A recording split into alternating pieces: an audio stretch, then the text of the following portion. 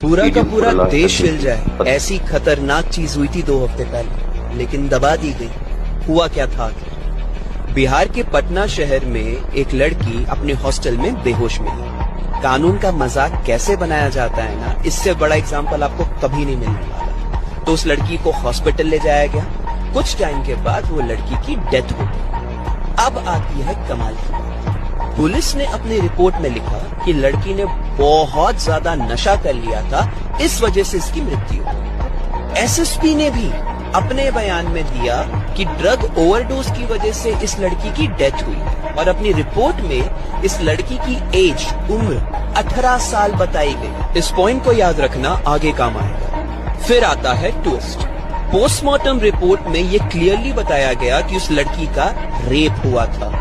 गर्दन छाती में जख्म के निशान थे, कमर पूरी नीली हो चुकी थी, प्राइवेट पार्ट्स में इतनी ज्यादा इंजरी थी कि ये कंफर्मेशन है कि रेप 2 से ज्यादा लोगों ने किया था। 2 घंटे से भी ज्यादा वो लड़की रेपिस्ट से लड़ी थी, लेकिन कुछ हो नहीं पाया। मेडिकल की पढ़ाई करने आई थी वो बच्ची पटना, नीट एस्पिरेंट थी। उस हॉस्टल पर कोई एक्शन नहीं लिया गया।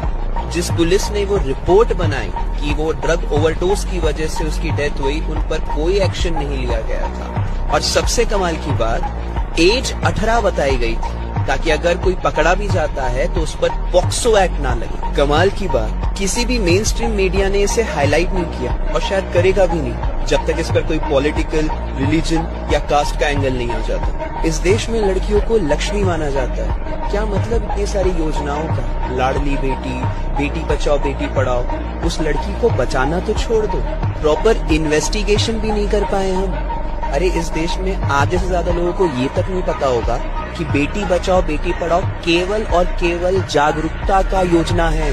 बेटी बचाओ बेटी पढ़ाओ में कुछ एक्शन नहीं लिया जाता है। अथॉरिटीज ने तो सुसाइड डिक्लेयर कर दिया था, वो तो पोस्टमार्टम रिपोर्ट के बाद एक्शन लेना चालू किया गया। वहाँ मेन स्ट्रीम मीडिया शंकराचार्य से क्वेश्चन कर रही है कि आप पॉलिटिकल ओपिनियन क्यों दे रहे हैं। पहले आप अपना ओपिनियन तो दे दो इन मैटर्स पर, लेकिन फर्क नहीं पड़ता। ये मेन स्ट्रीम मीडिया अब बिक चुकी है कि नहीं बिक चुकी। एक कॉमन इंसान और सोशल मीडिया काफी है इस देश के अहम